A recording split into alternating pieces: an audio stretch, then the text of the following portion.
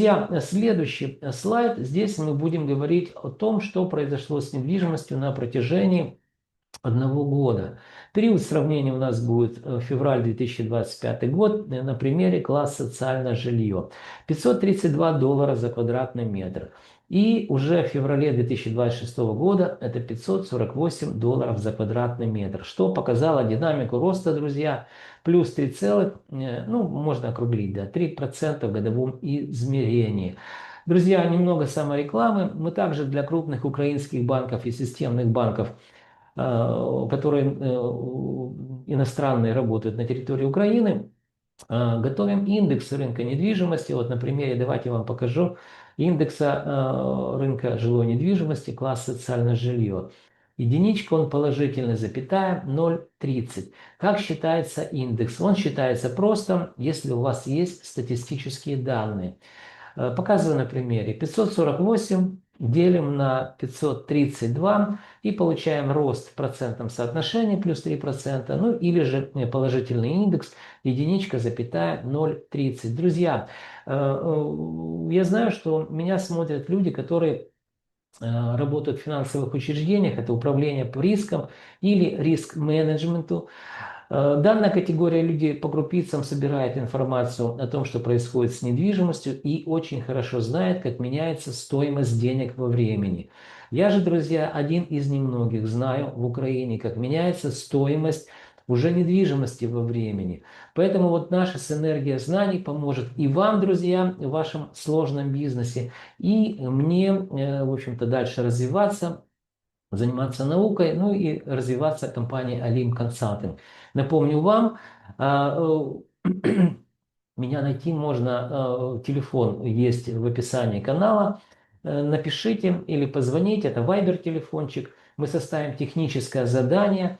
И, естественно, вы будете получать раз в квартал по всему портфелю недвижимости, под которую ваше финансовое учреждение выдало какие-то финансовые средства. Вы будете видеть, как меняется уже стоимость данной недвижимости во времени, друзья.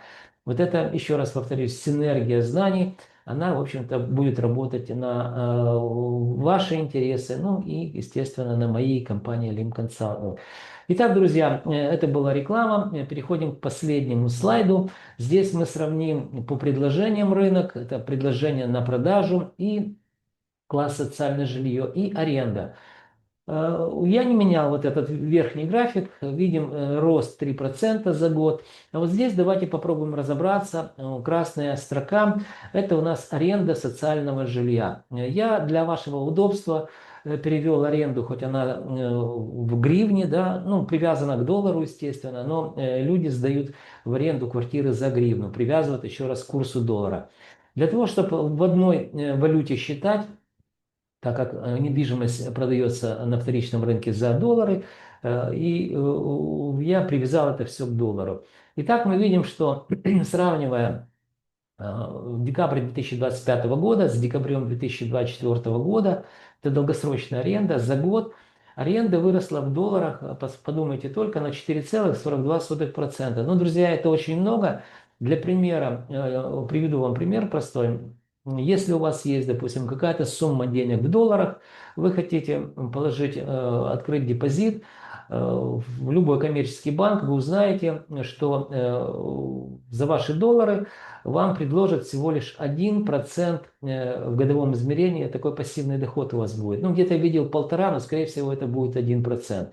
Так вот, друзья, здесь вы видите 4,42% рост, ну, я привязал к доллару, да, это достаточно много. Я предполагаю, что вот это мы достигли пика роста стоимости как по предложениям квартиры, которые вставляются на продажу, так и по аренде. И весь 2026 год мы будем уже видеть, как будет снижаться арендная ставка на жилую недвижимость. И, естественно, будет снижаться стоимость квадратного метра также жилой недвижимости весь 2026 год. Итак, друзья, останавливаю показ слайдов. Ну что, в общем-то, мы подвели итоги по прогнозам длиною в 1 месяц, это краткосрочные прогнозы, да, я думаю, что за месяц динамика снижения сохранится и жилой недвижимости. И мы увидим на вторичном рынке где-то снижение еще может быть 0,5%, может быть максимум 1%. Это все будет зависеть, насколько близко будет двигаться линия фронта, так как начинается весна, весенняя кампания у них. И, в общем-то, это внешние факторы, которые я абсолютно не могу предугадать. Но динамика снижения уже будет присутствовать, в этом я не сомневаюсь.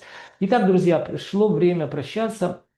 Для того, чтобы вы знали, что происходит с недвижимостью в Украине, вам необходимо что сделать? Правильно, подписаться на мой канал. Вы также можете ставить лайки, дизлайки видео, писать мне какие-то, задавать вопросы, я отвечу обязательно. А еще вы должны помнить, что я ваш скромный слуга и компания Olymp Consulting.